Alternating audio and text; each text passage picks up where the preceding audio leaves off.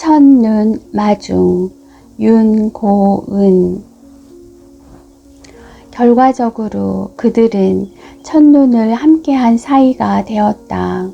두 사람이 만난 건 오후 3시였고 눈은 3시가 조금 지나서 내리기 시작했으니 남자가 토요일 근무를 끝내고 근처 카페로 갔을 때 여자는 가장 안쪽 자리에 앉아 있었다. 첫눈이라는 남자의 말에 여자는 등 뒤를 돌아보았다. 예고 없이 난입한 눈 때문에 통유리창 너머의 풍경이 다소 번잡해진 듯 했다. 눈이 올 때면 여자는 어떤 세계를 상상하곤 했는데 그곳에서는 하늘과 땅 사이가 계속 멀어지고 있어서 눈이 내려도 땅에 닿을 수 없었다. 그래서 눈이 내리지만 절대로 땅에 쌓일 수는 없는 거죠. 땅이 계속 아래로 내려가는 구조거든요. 빙판길 걱정이 없겠죠? 미끄럼 방지 차원에서 어때요? 여자는 남자의 다음 말을 기다렸다. 눈을 싫어하느냐고 물어오거나 아니면 의외라는 반응을 보이겠지. 그러면 눈이 날리는 걸 보는 건 좋지만 땅이 얼어붙고 점점 까매지는 걸 보는 게 겁난다고 말할 생각이었다. 그건 눈에 관한 것인 동시에 관계에 관한 두려움이기도 했다. 남자는 커피를 한 모금 마시더니 이런 말을 했다. 공학도 입장에서는 글쎄요, 바람직한 생각은 아니죠. 이런 생각이 불법은 아니잖아요? 바람직이란 말 앞에서 다소 당황한 여자가 고른 말이 불법이었는데 뱉어놓고 보니 이 말도 좀 난데없는 느낌이었다. 집안이 그렇게 약해서야 땅바닥에 열선을 까는 게 더 쉽겠는데요? 열선이요? 땅이 아래로 계속 꺼지는 게 낫지 않아요? 간단하게 생각해 보는 거죠. 재미로. 남자는 고개를 갸웃하고는 대답했다. 진짜 간단한 규모의 생각이라면 빙판길을 걸을 때 조심하면 되는 거 아닐까요? 아니면 아이젠도 있잖아요. 아이젠이요? 두 사람이 일부러 만난 건 오늘이 3번째였는데 이런 식의 대화는 너무도 익숙했다. 서로 다른 부분에 초점을 맞추면서 계속 몸을 키우는 대화. 그게 나쁘다는 건 아니었다. 적어도 여자 입장에서는 남자가 늘 예상을 빗나가는 게 그래서 플랜 A와 플랜 B가 닿지 않는 방향으로 대화가 흐르는 게 흥미로웠다. 남자 쪽도 그렇게 느끼는지는 알 수 없었지만 눈발이 조금 잦아들었을 때 그들은 카페를 나서서 극장을 향해 걷기 시작했다.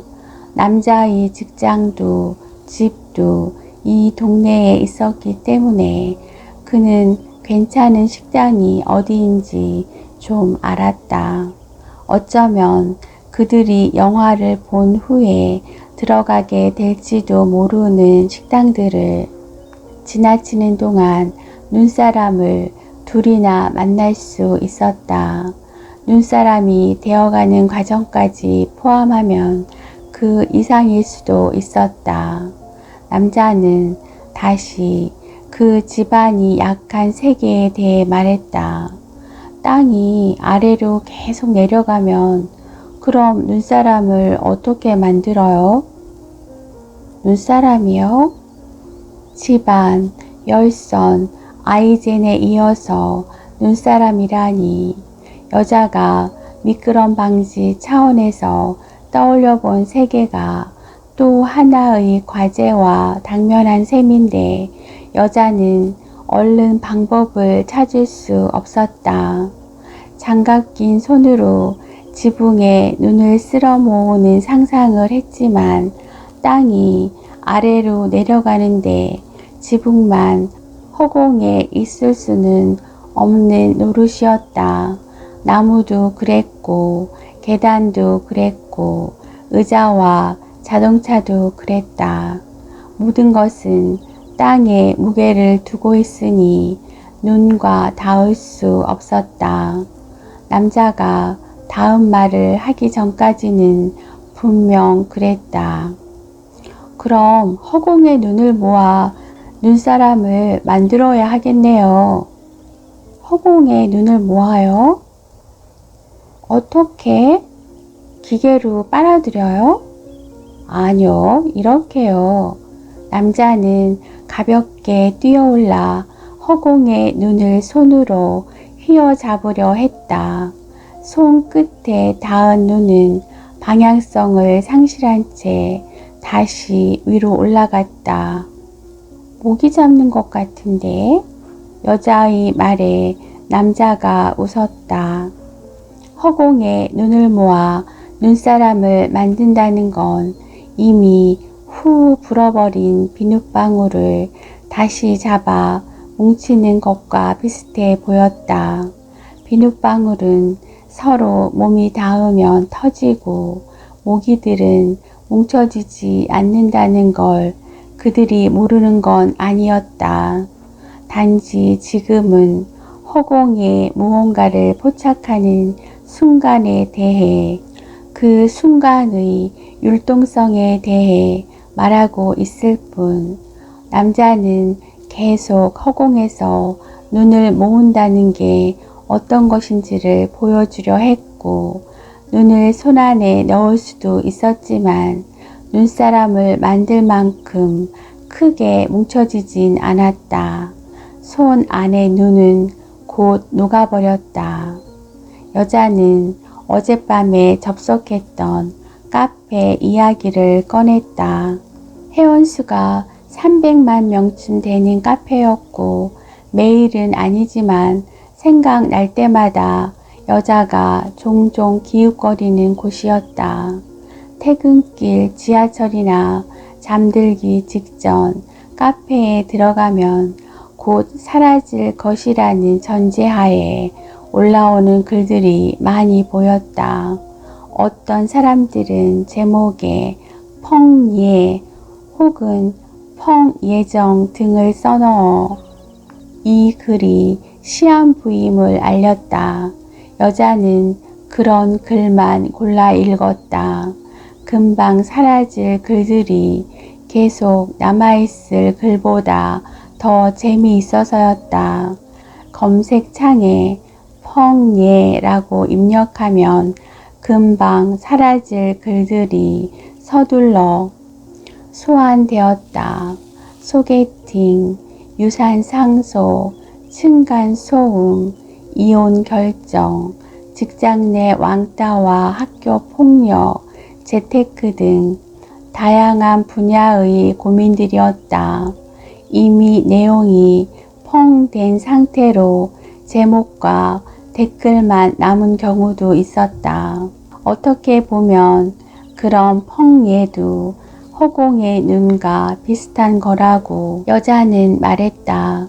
제목에 시한부임을 밝히고 글을 쓰는 사람들에게 너무 단단한 집안은 어딘가 뿌리를 내리고 보관될 위험이 있는 집안은 부담스러우니까 남자는 어떤 느낌인지 알 것 같다고 말했다. 사내 게시판에도 종종 그런 글이 올라온다면서 여자는 당신과의 이야기도 그렇게 허공에 머문 적이 있었다는 건 말하지 않았다. 착각일까요? 조언 구합니다. 펑예 라는 제목을 달고 올라왔다가 10분 만에 사라진 그 글 말이다. 그들의 이야기는 600번이 넘게 조회되었다. 조회수가 그렇게 높은 것에 비하면 댓글은 적은 편이었고 높은 조회수 때문에 결국은 예정보다 빨리 펑 되고 말았다. 지금은 흔적이 없는 증발한 글 속에는 이런 내용이 있었다. 소개팅 한 날 안부 문자 주고받은 후에 사흘 동안 연락이 없어서 제가 먼저 연락했습니다. 약속 잡아 밥 먹고 차 마시고 헤어졌고요. 그 다음에도 대부분 제가 먼저 톡을 보내요. 길게 보내진 않으려고 노력했고요. 고심해서 톡 보내면 답은 금방 오고 전 마음이 좀 있는데 상대가 제게 호감이 없는 걸까요? 제가 지난 금요일에 술을 많이 마셨는데 다음날 이 남자가 업무상 저희 집 근처를 지나면서 숙취 해소 음료를 전해줬어요. 제가 술 먹고 머리 아프다고 했거든요. 남자가 저희 동네 근처를 지나간다고 해서 가볍게 잠깐 보자고 했는데 원래 이날은 안 보기로 했었거든요. 저 기다리는 동안 숙취 해소 음료를 샀다면서 주던데요. 이런 것에 의미 부여하면 제가 너무 바보 같은 걸까요? 댓글은 50개 정도 달렸고 그 50개 중에 절반은 댓글에 대한 여자의 댓글이었으므로 타인의 의견은 20개가 조금 넘는 정도였다. 대부분 그 남자는 당신에게 관심이 없다는 의견이었다. 여자는 20개 조금 넘는 댓글 속에서 3개의 소수 의견을 찾아냈고 이 과정에서 사람들이 왜 펑리에 글을 쓰는지 알게 됐다. 모르는 300만 명을 대상으로 상황 요약을 한 후 조언을 구하는 심리를 원하는 답을 그 300만 명 중에 누군가가 해줄 때까지 기다리고 싶은 것이다. 3개의 소수 의견 중 하나는 실제 이런 사람을 제가 만나봤습니다.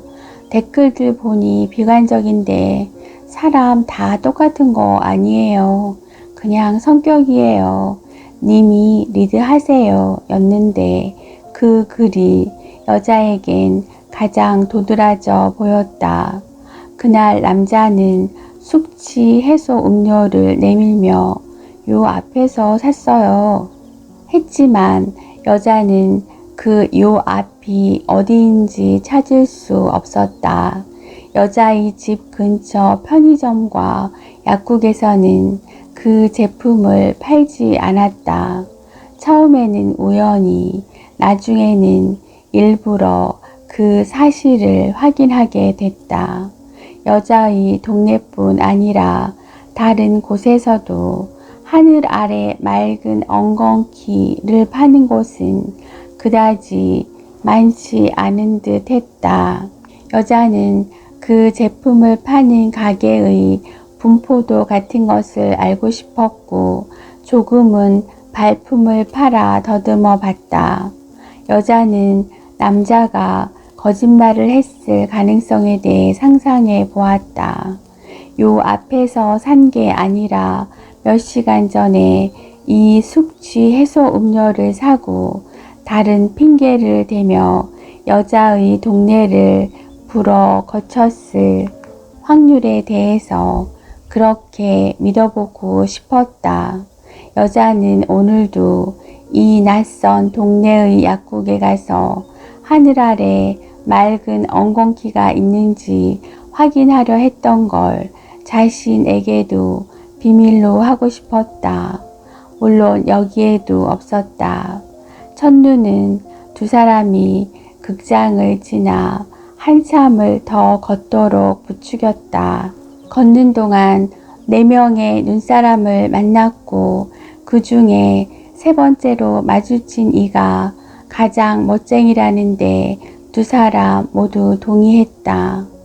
플라스틱 대야를 뒤집어 모자를 쓰고 과일 박스 포장재로 쓰였던 망사 형태 스티로폼을 망토처럼 두르고 노란색 노끈으로 망토를 고정한 여긴 남자의 동네고 그건 지난 토요일이 남자가 동네에서 숙취 해소 음료를 산 후 차로 1시간을 이동해 여자의 집 앞에 왔다는 얘기일 수도 있으니까 아닐 수도 있지만 그럴 수도 있으니까 지금 방향을 틀어 극장 쪽으로 다시 돌아간다고 해도 예매한 영화의 도입부를 보지 못할 수 있었다. 남자는 여전히 집안이 약한 세계에 대한 질문을 했고 여자가 툭 내뱉은 세계는 그렇게 묻고 답하는 과정에서 조금씩 견고해졌다. 이런 세계와 별개로 그들의 신발 앞코는 이미 눈에 젖어 있었다. 아무래도 눈이 많이 쌓일 것 같다고 남자가 말했다. 그러니 정말 아이젠이라도 사러 가겠느냐고 여자는 상관없다고 말했다. 아이젠을 사도 상관이 없다고요? 아이젠부터 빙판길까지 다 상관없어요. 첫눈이잖아요. 여자는 씩씩하게 대답했다. 땅이 얼어붙고 점점 까매지는 건 싫지만 첫눈과 크리스마스는 예라고도 했다. 여자가 나란히 늘어놓은 두 단어가 마치 이정표 같은 역할을 했고 그들은 곧 크리스마스에 대해 말하게 되었다. 그러는 동안 아까 봐둔 간판들과 극장, 머물렀던 카페로부터 점점 멀어졌다.